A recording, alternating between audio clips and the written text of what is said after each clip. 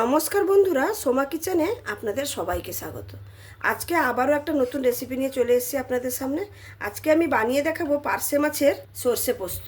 ভিডিওটা স্কিপ না করে প্রথম থেকে শেষ পর্যন্ত দেখার অনুরোধ রইল। ভালো লাগলে লাইক, শেয়ার, কমেন্ট এবং সাবস্ক্রাইব করে আমার পাশে থাকবেন। অবশ্যই বন্ধুরা সাবস্ক্রাইব করে নেবেন। সাবস্ক্রাইব করে নিলে আমি যখনও কোনো নতুন রেসিপি আপলোড করব আপনাদের কাছে সঙ্গে সঙ্গে পৌঁছে যাবে।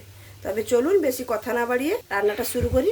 আমি এখানে পার্শে মাছ নিয়েছি। পার্শে মাছগুলোকে সুন্দরভাবে কেটে বেছে ধুয়ে নিয়েছি। এবার আমি মাছগুলোতে হলুদ আর লবণ মাখিয়ে নেব।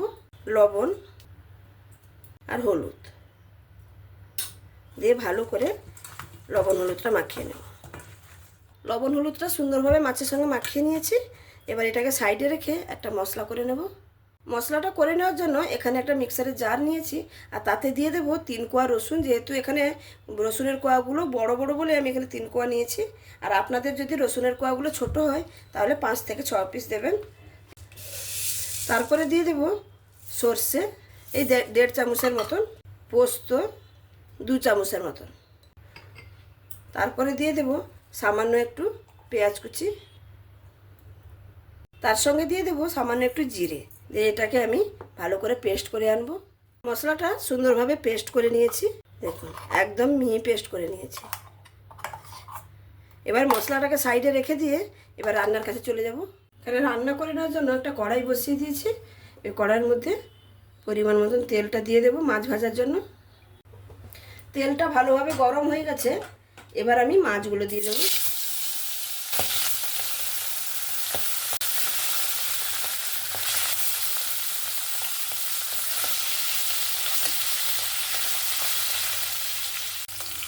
মাছটা এক সাইড হয়ে গেছে, উল্টো সাইডে উল্টে নেব।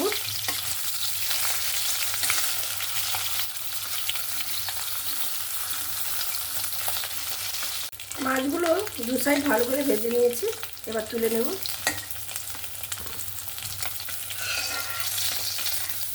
বাদ বাকি মাছগুলো সেম পদ্ধতিতে ভেজে নেব।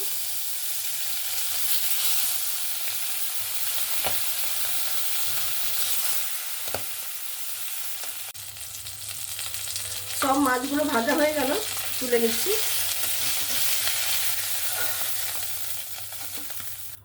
ওই তেলের মধ্যেই আমি রান্নার জন্য আরেকটু তেল দিয়ে দেব। আর ফোড়নে দিয়ে দেব কালো জিরে, 3টা কাঁচা লঙ্কা আর পেঁয়াজ কুচি।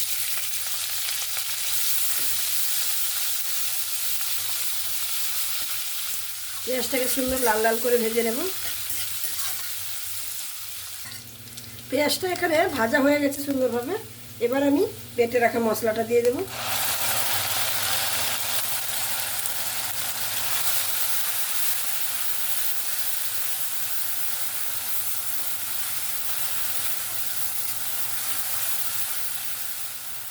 মশলাটা দিয়ে ভালো করে নাড়াচাড়া করে নিয়েছি। এবার আমি এখানে কিছু গুঁড়ো মশলা দিয়ে দেব।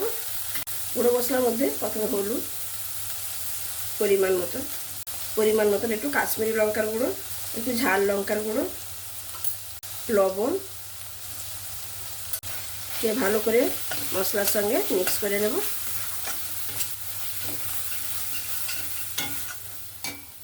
ভালো করে মিক্স করে নিয়েছি। যাতে মশলাটা পুড়ে না যায়, এখানে একটু মশলা ধোয়া জল আমি দিয়ে দেবো। যে মিক্সার জারে যে আমি মশলাটা করেছিলাম সেই জলটা একটু দিয়ে দেবো ধুয়ে।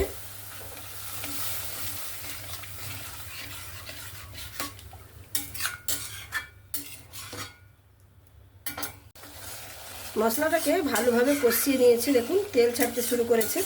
যেহেতু সর্ষে পোস্ত আছে, বেশি কষানোর দরকার নেই।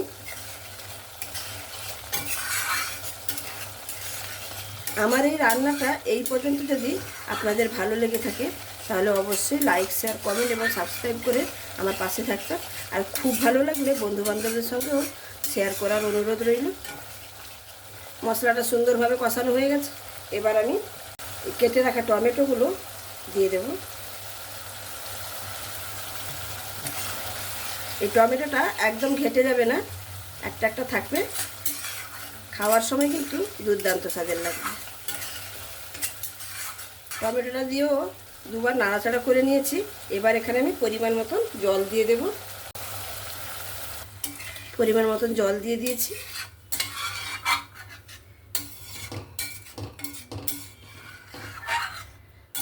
এবার গ্রেভিটা ফুটতে দেব। ঝোলটা এবার ভালোভাবে ফুটে গেছে। এবার ভেজে রাখা মাছগুলো দিয়ে দেব।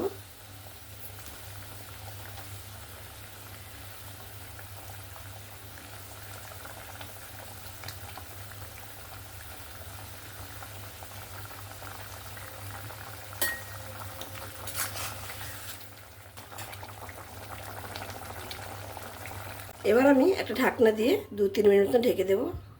এবার ঢাকনাটা খুলে নেব। দেখুন কত সুন্দর হয়েছে রান্নাটা, কালারটা কত সুন্দর হয়েছে দেখুন। আমার পার্শে মাছের সর্ষে পোস্তটা একদম রেডি। আমি এরকমই জুস রেখে নামিয়ে দেব। আপনারা যদি আপনাদের মতন করে নামাবেন, যেরকম জুস খেতে পছন্দ করবেন সেরকমভাবে নামিয়ে নেবেন। এবার নামানোর আগে সামান্য একটু ধনেপাতা দিয়ে নামিয়ে নেব।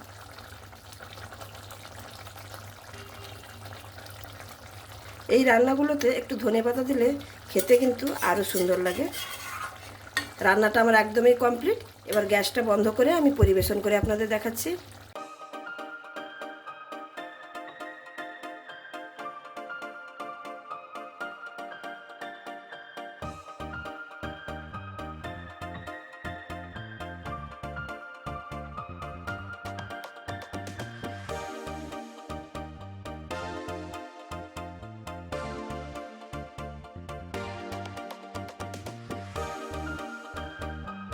তাহলে বন্ধুরা দেখতেই পেলেন আমার এই পার্শে মাছের রেসিপিটা। দেখুন দেখতে কতটা সুন্দর হয়েছে, আর খেতে তো অসাধারণ স্বাদের হয়। একবার আমার মতন করে এরকম পার্শে মাছ পেলে বাড়িতে বানিয়ে দেখুন, গ্যারেন্টির সঙ্গে বলতে পারি খেতে কিন্তু অসাধারণ স্বাদের হবে। তাহলে আমার এই রেসিপিটা যদি আপনাদের ভালো লেগে থাকে তাহলে লাইক, শেয়ার, কমেন্ট এবং সাবস্ক্রাইব করে আমার পাশে থাকবেন। প্লিজ বন্ধুরা সাবস্ক্রাইব করবেন। আর যে সকল বন্ধুরা অলরেডি সাবস্ক্রাইব করে আমার পাশে আছেন তাদেরকে অসংখ্য ধন্যবাদ। আর যারা এখনও সাবস্ক্রাইব করেননি, ভিডিও দেখছেন কিন্তু সাবস্ক্রাইব করছেন না, প্লিজ বন্ধুরা সাবস্ক্রাইব করে পাশে থাকুন। আমি আরও নতুন নতুন রেসিপি আপনাদের উপহার দিতে পারবো আর আপনাদের কাছে নিয়ে আসতে পারবো। তাহলে আজকে এখানেই শেষ করছি। আবার দেখা হবে অন্য কোনো দিন অন্য কোনো রেসিপির সঙ্গে। সবাই ভালো থাকবেন, সুস্থ থাকবেন, সাবধানে থাকবেন। ধন্যবাদ।